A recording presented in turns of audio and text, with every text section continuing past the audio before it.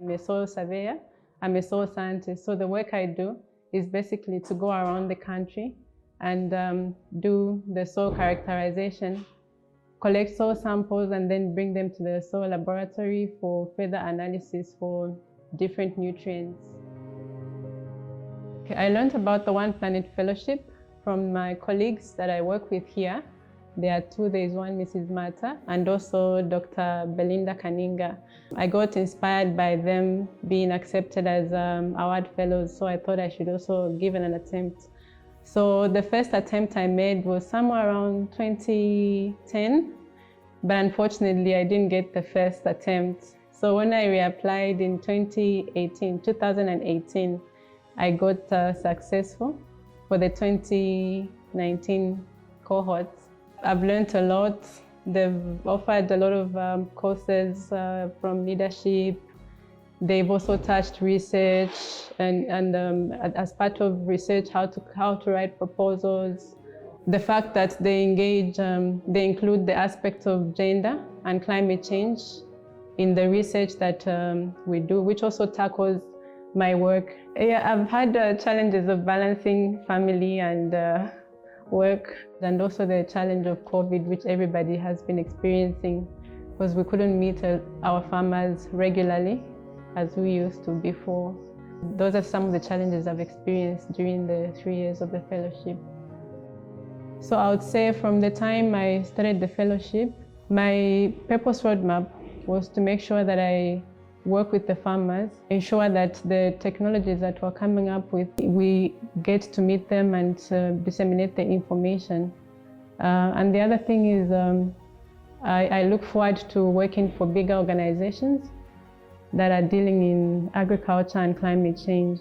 But at this stage, I would say that before I joined the fellowship, I was not I did not really engage fully with the farmers, but with the coming of the One Planet Fellowship, I took it upon myself to, even if I'm not an extension person, I know that my work has been restricted so much to soil surveying, but I partnered with my colleague who specialized in the farming systems to disseminate information based on the research results that we come up with.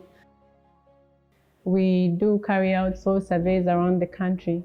So like currently, there's a program for coming up with the soil mapping for the entire country, but that requires a lot of funds. So for a start, we started with the Eastern Province of Zambia, where we did the soil characterization at a more detailed level, because before we had a generalized soil map of Zambia, which did not capture so much information about the soil characteristics and properties of the provinces. So for now, we started with Eastern Province, and the mapping has been done, and it's been done at a much more detailed level, addressing soil-specific recommendations for fertilizers and for the particular crops that should be grown under specific soil conditions. And so when the farmers know the types of soils that they have, it's easy for us to recommend to them about the inorganic and both organic fertilizers that they're supposed to utilize for their soil types. And from there, it will help them achieve higher yields.